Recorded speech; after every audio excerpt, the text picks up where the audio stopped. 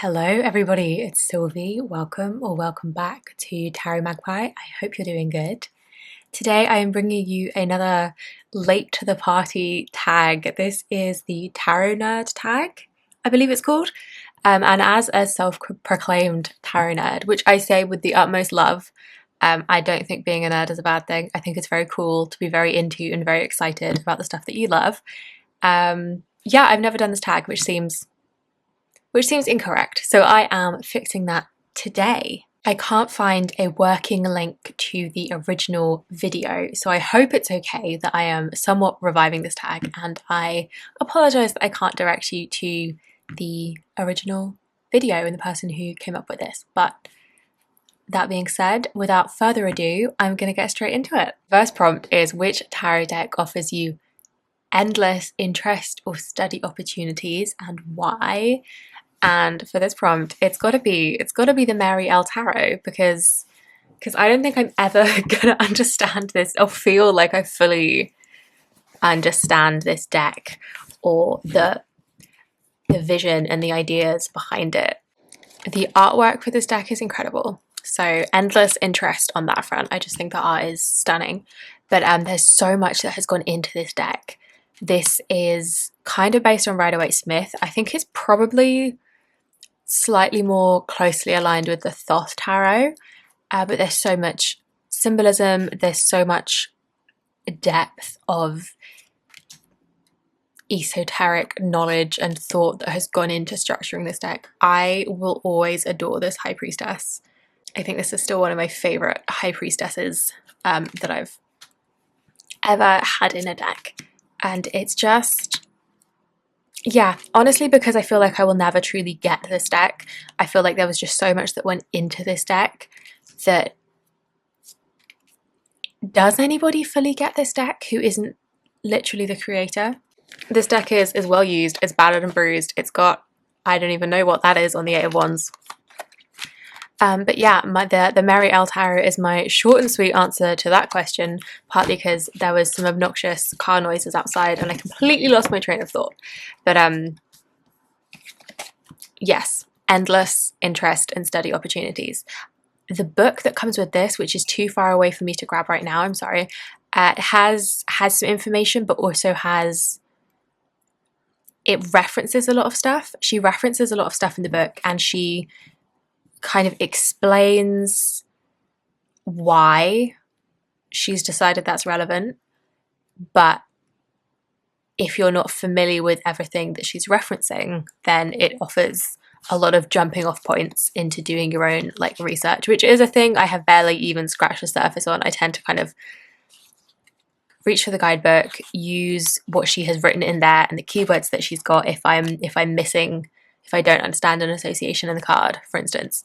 But you could definitely use the stuff she references as jumping off points for more research and more study. And then is it also too cheesy to say the Rider-Waite-Smith?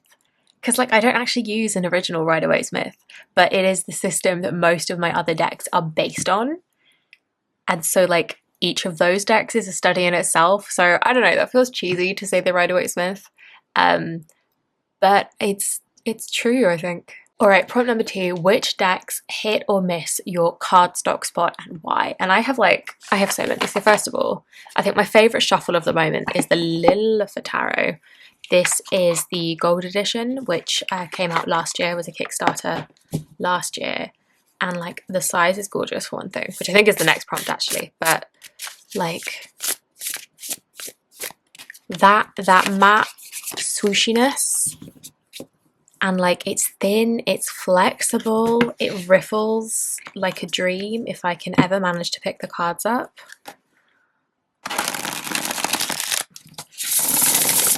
It's just... it's not... I know I'm dropping it, but that's because I can't shuffle on camera.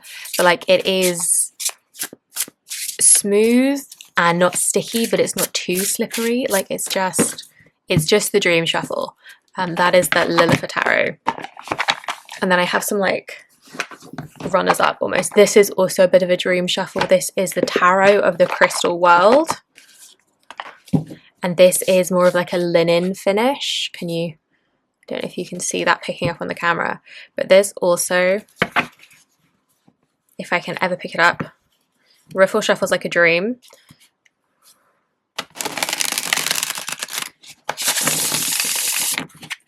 And again, it overhands really nicely.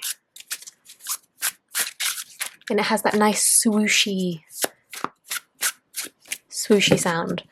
And then for like, this is the only deck that I have. This is the Raven's Dream Tarot by MJ Cullinane. This was the first edition that came out in, oh, I got mine in the summer of last year. And I think there is a second print run that is happening now-ish. So I don't know if that's the same, is my reason for saying that. But this is, like, it's very matte. It's soft. It's kind of rose petal, but you can see, like, the whole deck is not too thick. It's thin cardstock, and it doesn't stick when you riffle it. Or when you overhand it. It's gorgeous. It is lovely, lovely cardstock. And like, I see why everyone buys her indie decks, and I'm not going to get into that right now. I'm having regrets about not pre-ordering a deck, but then that's silly, so I'm going to calm down about it. I think those are like my favorite cardstocks. I like a matte cardstock. I like to be able to riffle shuffle. I love a linen finish. I like proper cardstock, you know, like I like cardstock. I don't know if all of these are. This one feels like it is, definitely. And this one maybe. I like cardstock with a core to it, like proper playing cardstock. Okay, as for cardstock misses, this is my most hated cardstock in my deck. This is my most hated deck to like physically handle, and that's only because I've gotten rid of the Ask of the Witch, which was worse. But like, do you see how fat this deck is? And it's so cardboardy. It's so thick. It's so inflexible. This is the Queer Tarot. This one is also just like a bit big, but there's no borders for me to chop off. Like it just about can. I don't know, maybe I just have weak hands. I definitely do have weak wrists, to be fair. But like, I can't really riffle the whole deck, so I tend to have to like chunk it into thirds. And then I can like, I do 2/3. And then I riffle with the other third. And like so on. And it hurts my hands because it's really stiff, it's really cardboardy, it's really hard to shuffle. And it's also like, it does overhand, but it's just a little bit clumpy. And I don't know if that's because, I don't know if you can see that it's clumpy, but I don't know if that's because it shouldn't be riffled and so it warps it and that makes it clump, or if it's the way the finish, although it's a matte finish, which I do appreciate, is kind of sticky. It kind of clumps up. It's not my fave. My other most hated cardstock, which I've complained about before, is the Liminal 11 cardstock. I've had a few of their decks. I've handled a couple more of their decks, and I have never liked the cardstock. This one isn't too glossy. It's kind of a satiny finish, but like, it has that weird cardboardy friction. It feels like cereal box cardboard. Like, sorry, but it's true. It kind of clumps up in a not fun way, and it's so stiff. I think this one I can maybe riffle. Oh no, this one I like. I might be able to break it in, but that was really, really difficult. Yeah, it's just, it doesn't shuffle nicely, either overhand or riffle shuffling, because it gets real clumpy, so I have to spend a lot of time with it, which is half the reason I spoke about this deck recently. I spoke about it, this bloody box as well. It's a neglected deck in my collection, and that is 90% because I don't like the boxes. I think it's fussy. But I even more don't like the cardstock, and I wish they'd spent the money that they spent on these like very luxe boxes with the magnetic closures. I wish they'd spent that money on the cardstock, because I personally think the cardstock is more important. But anyhow, there is also the likes of, I've got a few. This is the Faeries Oracle, and like, it's so papery thin that I'm worried that one, like, you can see how much it's warped just from like sitting stacked up, because it's so papery thin. Like, I'm worried that one clumsy shuffle, and like obviously I'm going to try and riffle shuffle it because I do that with everything. But like, it's so papery. And I'm worried that one clumsy shuffle and I'm going to tear it to pieces. So like this is like that, the Tantric Dakini Oracle, also very thin and papery. And like the Goddess of Love, which I really enjoy. This is a newer deck. This came out in September last year.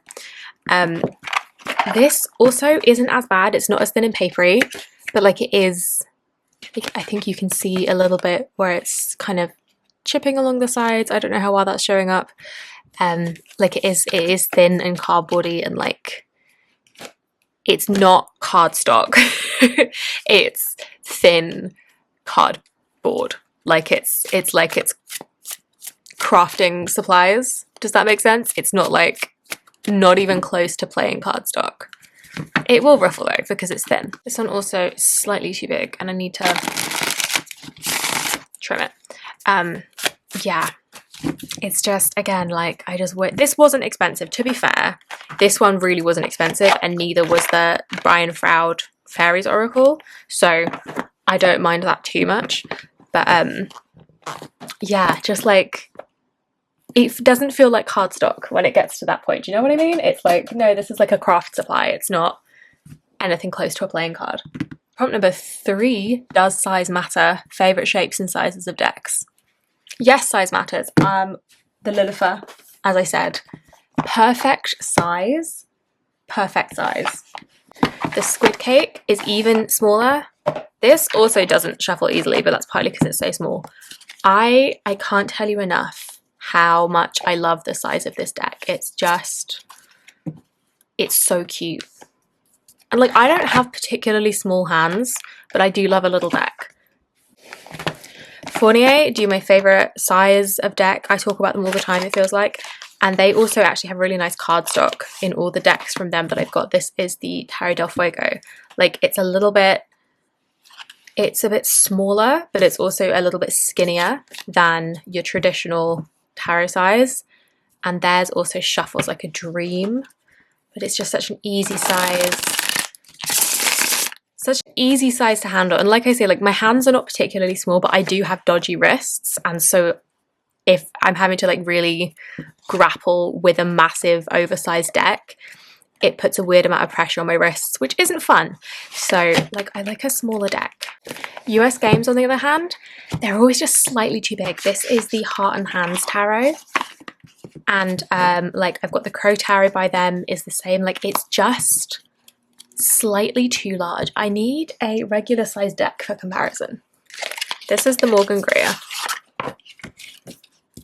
Is this video just an excuse to bitch about cardstock? Maybe. Like, do you see what I mean? Like, this is perfect. This is like your standard tarot size. And the US Games stock it's just a bit bigger. It's like it's got an extra border around it. But like, this deck in particular, I can't trim because I don't want to lose the borders on the front, because it makes it easier for me to read, because there's that bit of separation. But like, it's just a bit too big to comfortably shuffle, especially if my wrists are playing up. As for shapes, the only deck that I have that isn't your standard, everything I have is some variation on a rectangle, except for the Citadel. Like, I don't have any, this is another liminal 11. Like, I don't have any round decks or any square decks at this point in time.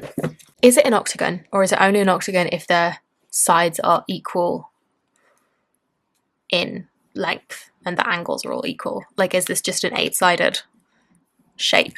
But yeah, this is actually a really nice deck to shuffle, because the dimensions are pretty much the same. It's just got the corners chopped off. I really enjoy like working with this, because again, it just feels like a little bit more comfy because the corners are chopped off. So it's just nice and easy. I can hold it with one hand. I can riffle this. It doesn't enjoy it because it's that liminal 11, but it can be done.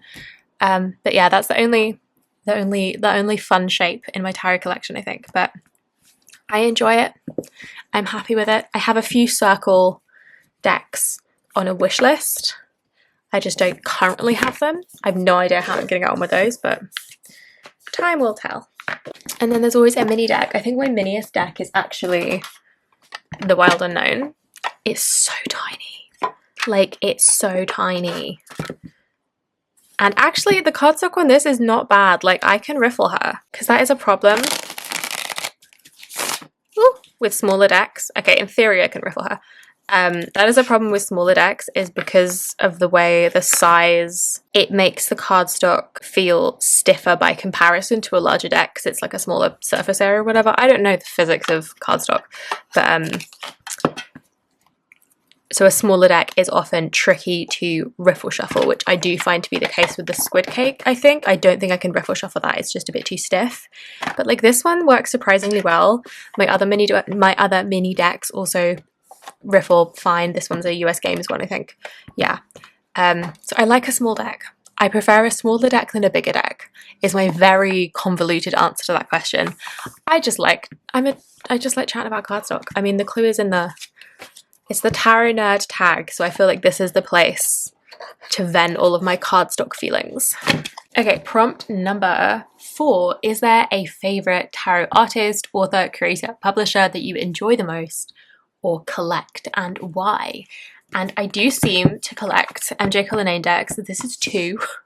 I have Mass Market Tarot, I have Mass Market Oracle. I showed you my Raven's Dream, which is indie tarot.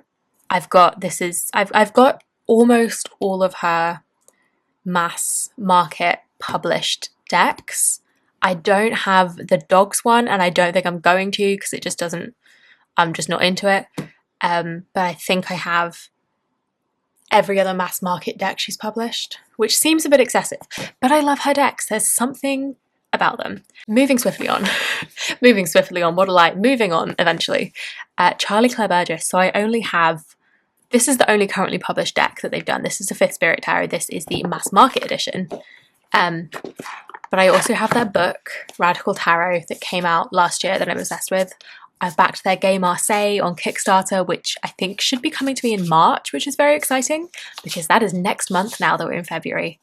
And I'm just kind of obsessed with everything that they put out and their kind of philosophy on tarot and how they see the tarot. I love how they've depicted people and what tarot can represent in this deck. I'm a fan. I will probably collect everything they put out. I think they're working on an Oracle or a Lenormand, or maybe a secret third thing. I think they're working on something else anyway that I am sure I will be into and be trying to get my hands on when that's available. I also obviously can't talk about tarot collections without talking about tarot collectibles. So this is my little box of, this one isn't a tarot collectibles, but this is my like Rider-Waite-Smith clones box. And we'll grab this. No, this one's in a box, I can't be bothered. Tarot collectibles live up to their name because I have a collection going. I have a Christmas deck, I have a spring deck, I have a like horror Halloweeny deck. I have this, which is sparkly. We don't love the 3 of Swords on top, but I do love, like, oh god.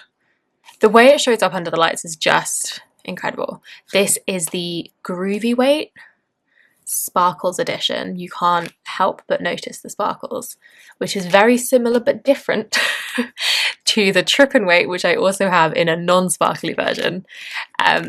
Like, isn't it just so fun? Yeah, so I have a collection of tarot collectibles going.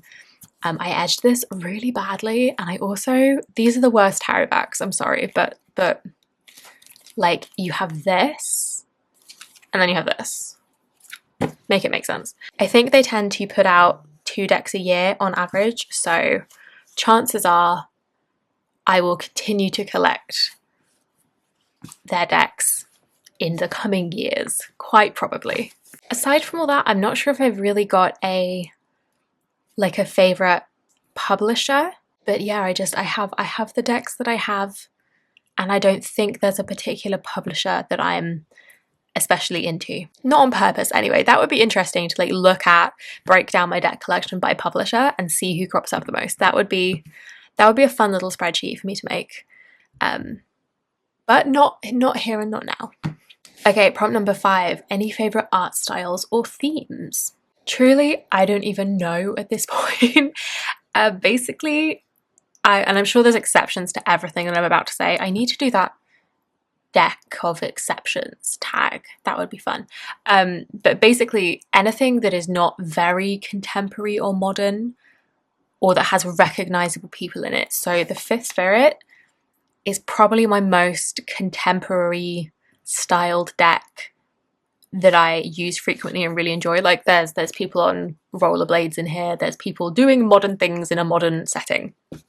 But typically that is something that I don't enjoy and that I don't get on with. Like I say, I'm not drawn to decks that have recognisable people in them, so like a lot of pop culture decks, not going to be for me. I do like a fantasy theme. I have a few decks that are specifically like D&D RPG themed. Like I've got the Eldritch Overload is this cyberpunk fantasy. The guidebook has a D&D module in it.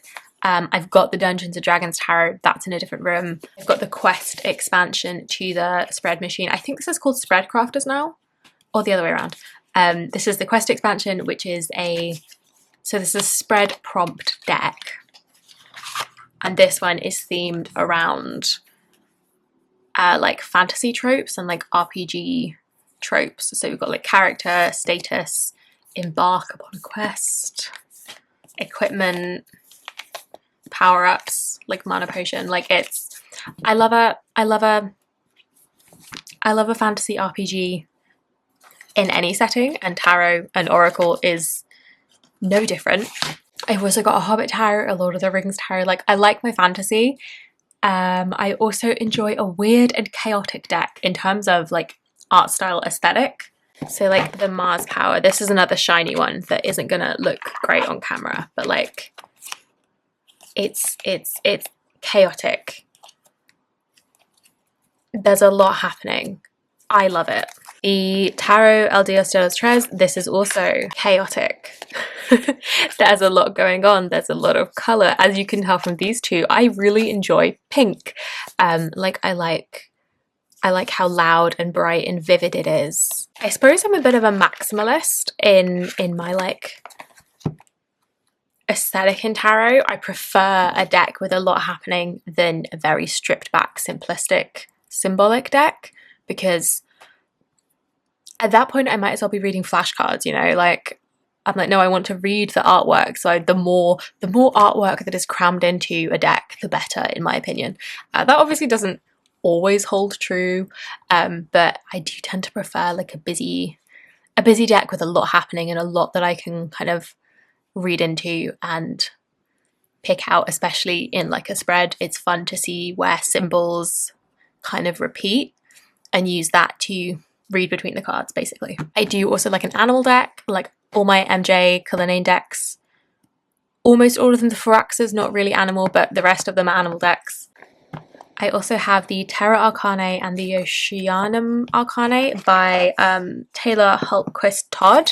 These are also animal decks. I spoke about these recently in something. Like, that's so cool. These animal decks. I like an animal deck. Again, like it's that I don't like, I did a whole video on this a while back. I don't like people looking at me. I don't like recognizable people, like I say, like pop culture decks, they're not my thing, because then I can only see that person in that scenario, whereas something that's more abstract or less relatable, like an animal deck, I feel like I can extrapolate from that. I can get the energy of that card, whereas if I see like, I don't know, there's that, what is it, the Night Waite deck that recently-ish came out that I was interested in, but I'm not going to get because it's got recognizable people. Like, I think that one has Oscar Wilde as the King of Swords. I am only ever going to be able to read that as Oscar Wilde. I'm not going to be able to, like, make that applicable to whatever I'm reading about. It's the autism in me. It makes, I take it too literally, you know? Finally, in art styles and themes, I also really like a collage deck. So like this is the Ritual Tarot. I'm making such a mess. I won't get everything out, but it's a beautiful, gorgeous collage style deck the Goddess of Love, which I briefly showed, that's collage style, and then the Sustain Yourself Oracle, which I never shut up about. This is another like analog collage deck, which I just love this deck. I think it's so cool.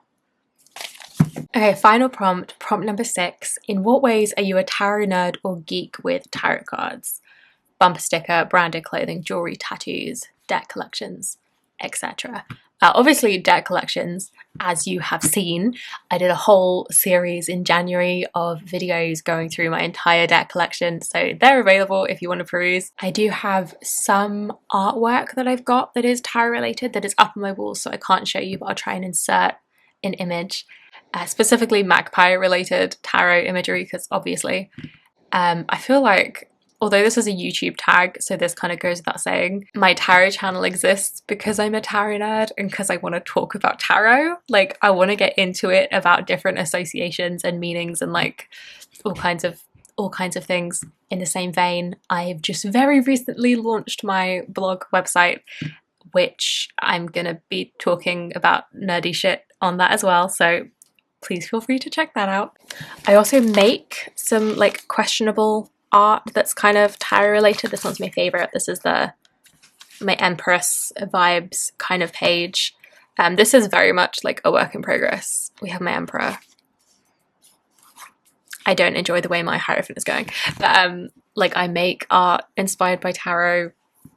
I have ideas for decks. I feel like that fits pretty well with the tarot nerd theme. And like truly at this point, tarot is just a lens that I kind of view everything through in a lot of ways.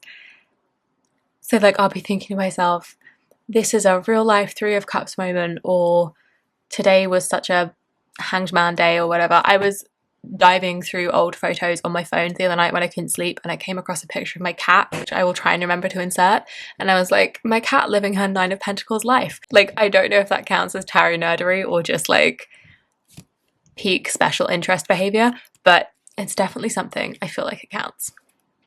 And this is for sure the tag to talk about it. So that is everything that I had to say.